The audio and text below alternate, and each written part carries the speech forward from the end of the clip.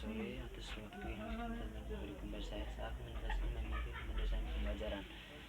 Komponen dasar desain pembelajaran. Desain pembelajaran adalah proses yang sistematis dalam menciptakan pengalaman belajar yang efektif dan beraneka bermakna. Ada beberapa komponen dasar yang harus dipertimbangkan dalam desain pembelajaran, yaitu yang pertama, tujuan pembelajaran. Tujuan pembelajaran merupakan pernyataan spesifik tentang apa yang ingin dicapai oleh peserta didik setelah menyelesaikan proses pembelajaran.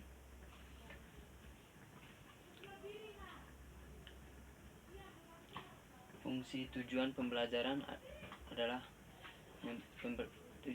Fungsi tujuan pembelajaran berfungsi sebagai paduan dalam memilih materi pembelajaran, strategi pembelajaran, dan metode pembelajaran.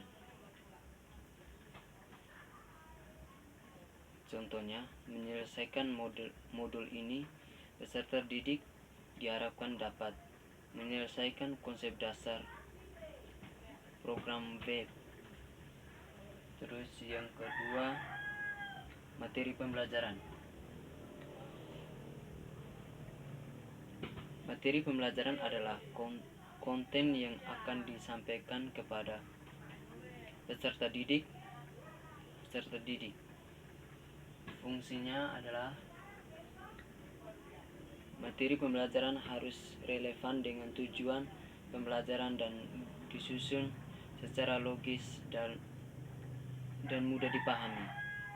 Contohnya begini, materi pembelajaran dapat berupa teks, gambar, video, simulasi, atau kombinasi dari berbagai media. Yang ketiga, strategi pembelajaran. Strategi pembelajaran adalah pendekatan atau metode yang digunakan untuk menyampaikan materi pembelajaran kepada peserta didik.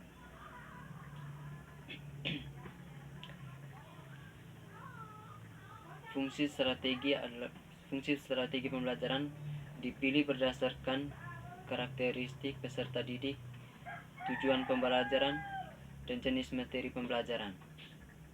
Contohnya, beberapa strategi pembelajaran yang umum digunakan adalah ceramah, diskusi, demonstrasi, simulasi, dan pembelajaran berbasis proyek.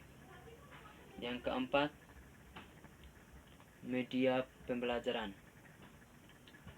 Media pembelajaran adalah alat atau bahan yang digunakan untuk menyampaikan materi pembelajaran. Fungsi media pembelajaran dapat membantu dalam meningkatkan efektivitas pembelajaran dalam pembuatan materi. Pembelajaran lebih menarik dan mudah dipahami.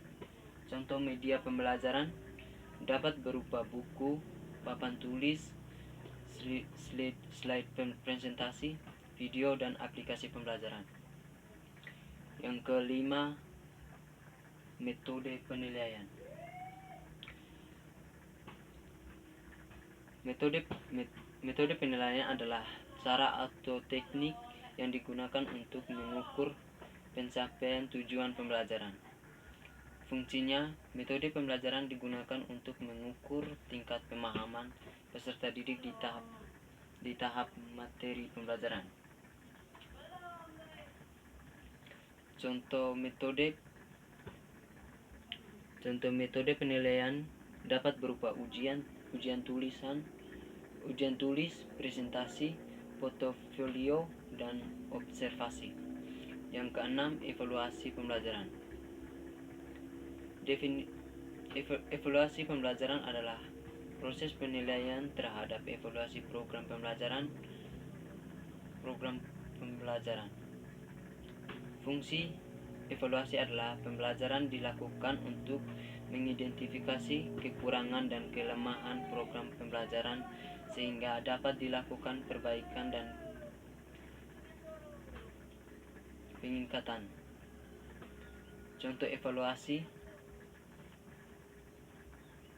Pembelajaran dapat dilakukan melalui kuesioner, wawancara, dan observasi. Yang ketujuh, pertimbangan. Pertimbangan kontekstual. Pertimbangan kontekstual meliputi faktor-faktor yang terkait dengan lingkungan belajar, karakteristik peserta didik, dan sumber daya yang tersedia. Fungsi pertimbangan kontekstual membantu dalam menyesuaikan desain pembelajaran dengan kebutuhan kondisi spesifik. Contoh pertimbangan kontekstual dapat meliputi budaya, bahasa, akses internet, dan ketersediaan ruang belajar. Kesimpulannya, komponen dasar desain pembelajaran saling terkait dan harus dipertimbangkan secara terpadu.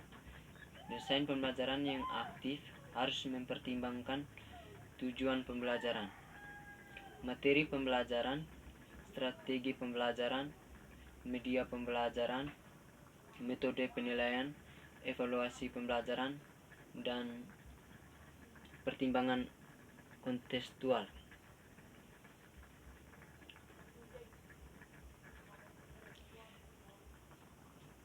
Terus kompetensi dasar, definisi dan tujuan pembelajaran, indikator pencapaian, prinsip dasar pembelajaran, keterkaitan dengan kurikulum, teori belajar, behaviorisme,